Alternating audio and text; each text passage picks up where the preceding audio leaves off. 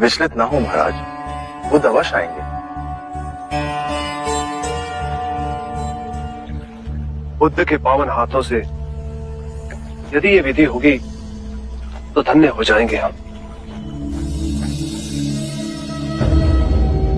महाराज, बुद्ध आ गए।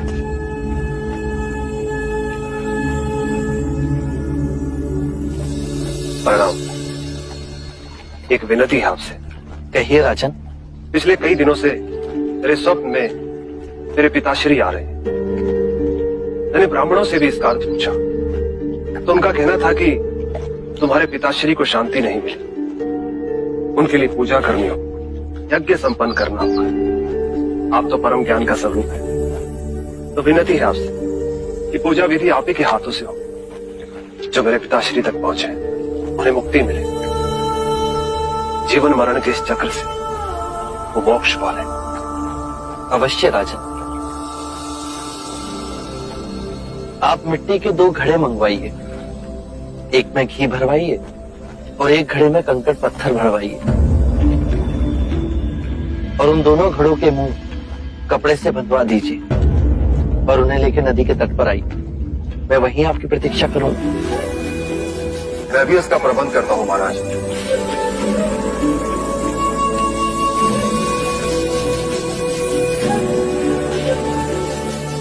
महाराज, अब आप इन दोनों घड़ों को पानी में डाल दीजिए।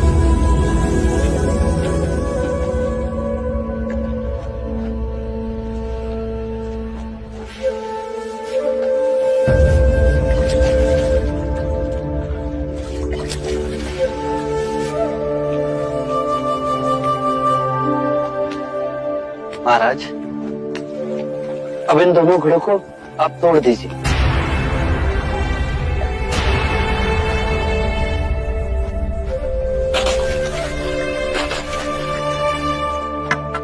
महाराज, अब आप ध्यान से देखिए, घी ऊपर और पानी पर तैरने लगा।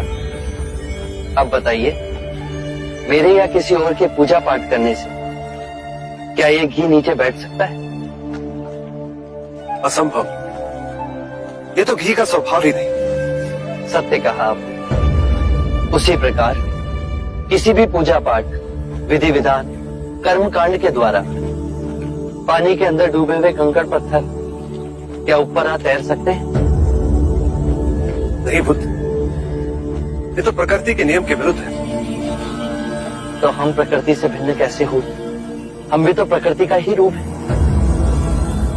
सत्य कहा बुद्ध। एक सत्य यह भी है राजन, यदि हमारे पूर्वजों ने अपने जीवन काल में कंकड़ पत्थर बोए, दुष्कर्म किए, तो वो स्वाभाविक ही कंकड़ पत्थर की तरह नीचे बैठ जाएंगे।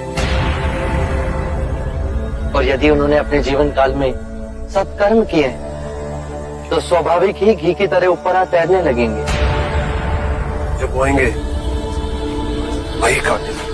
परंतु इस शरीर रूपी जीवन काल में ही नहीं, अपितु इस शरीर रूपी जीवन काल के पश्चात वाली यात्रा में भी हम जैसे कर्म करेंगे वैसा ही फल मिलेगा। अब बताइए, इस प्रकृति के नियम को कोई पूजा पाठ, कर्मकांड, विधि विधान, यज्ञ हवन मिटा सकता है? राजन, मैं भी इसको नहीं बदल सकता। केवल अच्छे कर्म ही मनुष्य की मुक्ति का द्वार खोलेंगे। ये कैसी तलवार है आपके हाथ में, जो एक क्षण में सारे झूठ काट केवल ज्ञान को प्रकाशित करती है? ना जाने कितने जन्मों और भटकता में यदि आपकी कृपा ना होती। इस एक क्षण में आपने अपनी अदृश्य तलवार से मेरे अहंकार का सर भी काट दिया। धन्य है प्रभु।